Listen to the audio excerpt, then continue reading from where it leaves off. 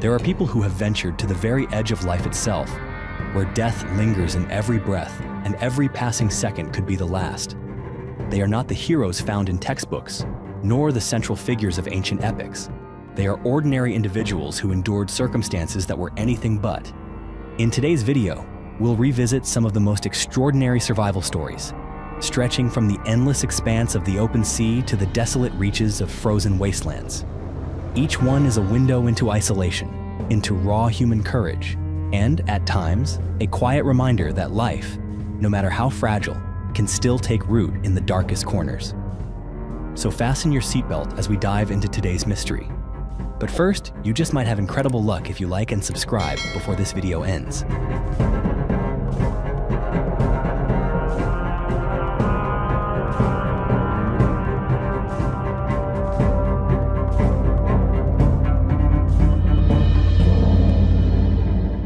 On the sunlit morning of January 30th, 2014, along a remote stretch of beach in the Marshall Islands, two local men were walking the shore when they stumbled upon a strange figure, naked, disheveled, and bearded down to his chest, staggering out of the surf. In one hand, he clutched a rusted knife. In his eyes, a vacant stare, as if he had just emerged from a forgotten dream. He spoke no English, only scattered fragments of Spanish, a language unfamiliar to the islanders. That man was José Salvador Alvarenga, and the story he carried with him would become one of the most extraordinary survival sagas ever documented in modern history. More than 14 months earlier, on November 17, 2012, Alvarenga had set sail from the port of Chiapas, Mexico, alongside his young crewmate, Ezequiel Cordoba, just 23 years old, for what was meant to be a routine fishing trip. As a seasoned fisherman, Alvarenga was no stranger to the sea's fury, but this journey would prove to be unlike anything he had faced before. Their boat was soon caught in a storm of high winds and violent waves, blown off course and out of contact. From that moment on, the two men were adrift, lost in the endless expanse of the Pacific. The first days passed in confusion. They survived on the few provisions they had brought along, but as their food and fresh water dwindled, the ocean became a slow and brutal torment. Alvarenga resorted to catching fish with his bare hands, scooping up sea turtles, hunting birds, and even drinking their blood to stay alive. He swallowed jellyfish raw, scavenged floating whale carcasses, and used plastic bottles to collect rainwater. But Cordoba, who had never faced such an ordeal, began to break down. The lack of nutrition, dehydration, and psychological strain overwhelmed him. Within just a few weeks, the young man passed away. For 6 days after Cordoba's death, Alvarenga, paralyzed by grief and haunted by isolation, continued speaking to his friend's lifeless body as if he were still alive. Only when clarity slowly returned did he silently release the body to the sea. What followed were 438 days of drifting through physical collapse and mental warfare. Alvarenga sang hymns, recalled the names of his loved ones, and stared toward the horizon, as though someone might be waiting for him on the other side of it. He saw ships pass. None of them saw him. And then, one morning, when it seemed all hope had finally evaporated, he saw the color of the horizon begin to change. Low mountains flickered in the distance. With the last of his strength, he leapt from the boat that had become his world for over a year and swam toward land. He collapsed onto the sand like a man returning from the void. The global media quickly turned its spotlight on this miraculous survivor. But behind the applause and camera flashes came a flood of doubt. Could a man really endure over a year at sea and still remain coherent? Journalists, physicians, and oceanographers began combing through every detail of his account. Yet each piece of evidence, each calculation, seemed to lead back to the same conclusion. Alvarenga's story held up. Ocean current data, drift simulations, even polygraph tests, all pointed toward one undeniable truth. Some speculated that minor details may have been misremembered or embellished, but none of that could erase the central fact. He had survived. Today, José Salvador Alvarenga lives in seclusion in El Salvador, far from the sea and far from the cameras. He no longer wishes to retell his story. But deep in his eyes, there remains something unspoken, a quiet belief in the will to live. and the memories of a man who passed through hell and returned.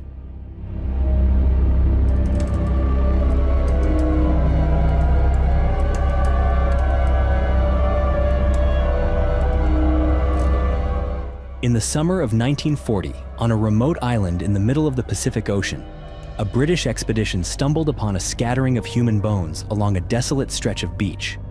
Nearby, corroded fragments of nautical equipment hinted at a maritime mishap, perhaps a shipwreck, or one of the many navigational failures common in these treacherous waters. For decades, the discovery was dismissed as unremarkable. But as forensic science advanced, the secret that time had tried to bury was slowly unearthed. Those bones, once forgotten, would become a critical clue in one of the greatest mysteries of the 20th century: the disappearance of legendary aviator Amelia Earhart. Amelia and her navigator, Fred Noonan, vanished in 1937 during their ambitious attempt to fly around the globe. Their final leg began in Papua New Guinea, aimed at a small island outpost in the vast emptiness of the Pacific. But somewhere between sea and sky, in the middle of nowhere, Amelia's voice suddenly cut off from radio transmissions. And just like that, she was gone without a trace. A massive search effort followed. Thousands of personnel, 65 aircraft, and 10 naval vessels scoured the Pacific, but every lead ended in silence. Amelia Earhart and Fred Noonan disappeared into history, leaving behind nothing but theories, none of which could be proven.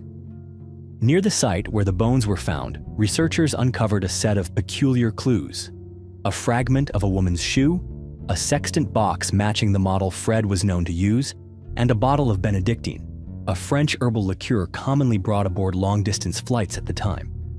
In a detailed study, anthropologist Richard Jantz used modern forensic techniques to compare the skeletal fragments to Amelia's known body measurements. The results were striking. Ekilens venkilens shazalekos megagiezes, elegahos, hogi megiozoen elutasitsak askorabi kovetkestetest, miserint amaradvanyok ismeretlen emberehes tartoznak. Even more compelling, in the days following her disappearance, amateur radio operators around the world reported picking up faint distress signals, echoes of someone still trying to call out from a deserted island. So, could it be that Amelia Earhart didn't die in the crash, but survived? Could she have spent her final days among the coconut trees and coral reefs, hidden from the world? The bones in the sand are still there, and they speak of a story the world was never meant to forget.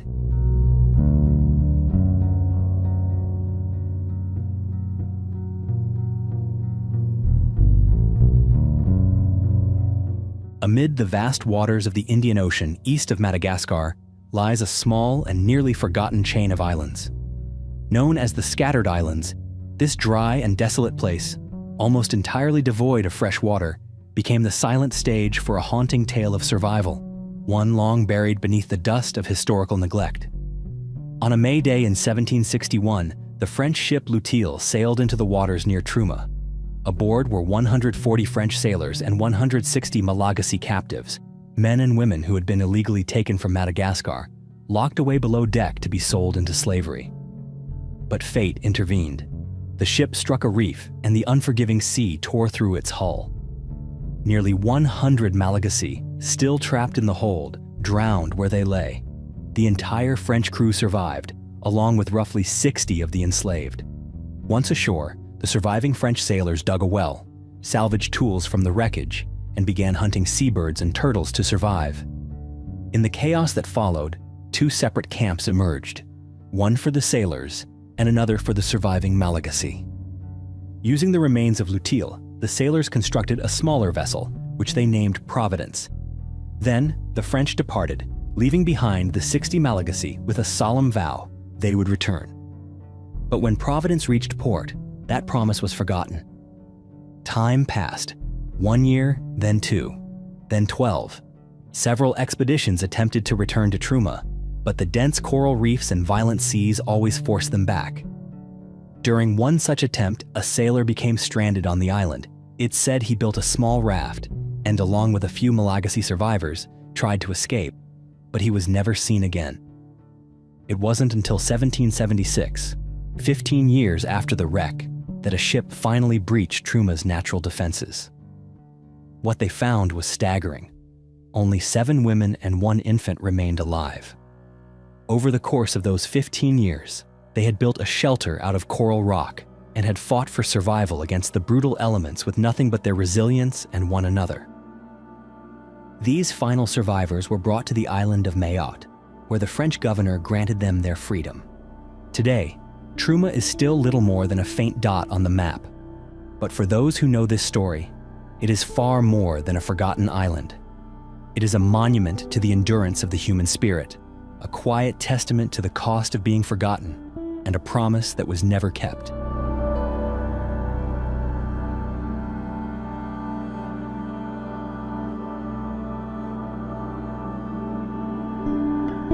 In the long history of expeditions to the ends of the earth, there are countless tales of sacrifice, courage, and the slow unraveling of impossible dreams. But among the hundreds of names etched onto maps and remembered in history books, there is one that stands alone: Ada Blackjack, the only woman to survive on a forgotten Arctic island in a journey she was never meant to take part in. In 1921, Ada was just 23 years old. She was an Inupiat woman from Alaska, desperately trying to earn money to treat her young son's tuberculosis. It was out of necessity, not ambition, that she accepted an offer to join a strange expedition to Wrangel Island, a frozen stretch of land north of Siberia where few could survive for long. She was hired as a seamstress and cook, earning $50 a month. It was a small amount, but for Ada, it meant everything. The expedition was organized by Vilhjalmur Stefansson, a famous but controversial Arctic explorer. Stefansson believed the Arctic was not nearly as dangerous as people claimed. In fact, he called it a friendly place. Though he would not go himself, he sent 4 young, inexperienced men, along with Ada and a cat named Victoria, to a land with no people, no resupply, and almost no way back. They carried only 6 months' worth of food, and a naive faith that nature would provide the rest. At first, Wrangel Island greeted them with clear skies and herds of caribou wandering the snowy plains. But as winter approached, everything changed. Food supplies began to dwindle, temperatures dropped below what the human body could endure, and the relief ship never arrived, trapped by the ice. By early 1923, the group had descended into desperation. One of the men, Lawrence Knight, fell ill with scurvy. The 3 remaining men made the difficult decision to cross the drifting ice in search of help, but they never returned. Ada was left behind, alone on a desolate island in the middle of the Arctic winter, with a dying man and a cat. For 6 long months, she cared for Knight, doing everything she could to keep his fragile life from slipping away. But on June 23, 1923, he took his final breath. In her clumsy, handwritten English, she recorded it in her journal. He died. I don't know what time. Written by Mrs. Ada B. Jack. But Ada did not collapse. In fact, it was from that moment on that she began to become a part of the land itself. She hunted Arctic foxes, shot seabirds, and even attempted to build a skin boat to escape. She reinforced her shelter with animal hides, set traps, and kept a gun by her side in case of polar bears. On August 20th, 1923, after nearly 2 years in isolation, Ada was found. Rescuers were stunned to discover that not only had she survived, but she had also stockpiled enough food to last several more months if needed. But when she returned to civilization, Ada was not welcomed as a hero. The press sensationalized her story. Stefansson commercialized the expedition for profit, and Ada, the one who had actually endured it all, received almost nothing in return. She went home to be with her son, but life remained a series of quiet hardships. In 1983, Ada Blackjack died at the age of 85. Her grave now lies beside her son Bennett's.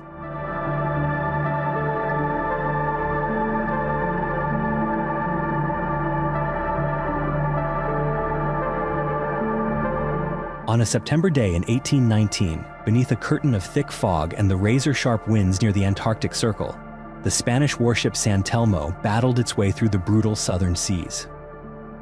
A massive vessel armed with 74 cannons, San Telmo was once a symbol of pride for the Spanish Navy.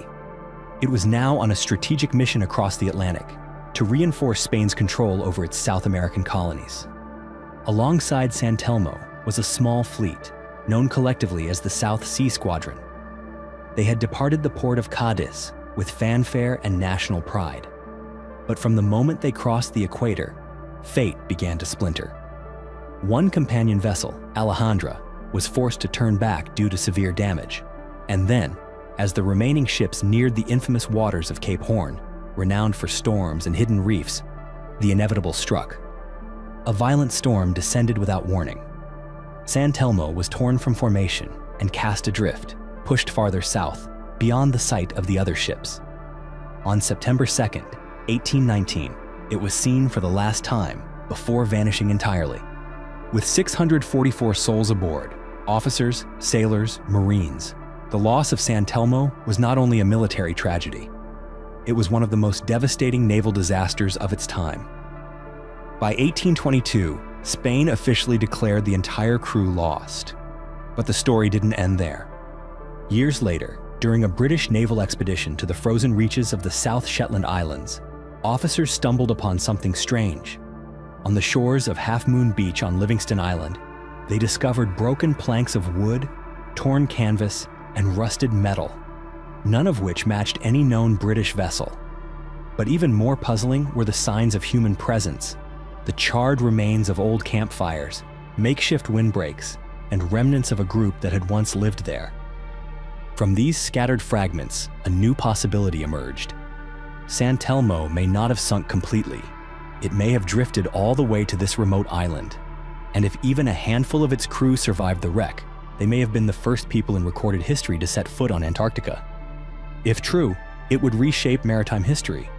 Spain, long overshadowed by the colonial powers that followed, might reclaim a forgotten piece of its legacy. Some historians, however, look even further back. Ancient Polynesian oral traditions speak of journeys far south, across endless oceans, to lands of ice and eternal night, what they called the White Lands without sun. If these tales hold truth, then it was not the Spanish nor the British, but the Polynesians who first crossed the limits of human reach and touched the southern continent. Others point to John Davis, an English sealer, whose ship's logbook suggests he landed on the Antarctic mainland in 1820. But what if, one day, someone uncovers undeniable evidence that Spanish soldiers survived on Livingston Island? What if the first human footsteps on the last untouched continent were not part of history at all, but part of something long forgotten? Whether adrift in the vastness of the ocean, lost among the eternal snows, or stranded on forgotten islands, each person in today's stories faced the impossible and survived. These accounts may be decades, even centuries old, but they remind us that sometimes the most extraordinary acts come from the most ordinary people. If these stories gave you something to think about, feel free to share your thoughts in the comments below. And if you'd like to continue exploring strange journeys and unresolved mysteries, be sure to hit subscribe so you don't miss what comes next.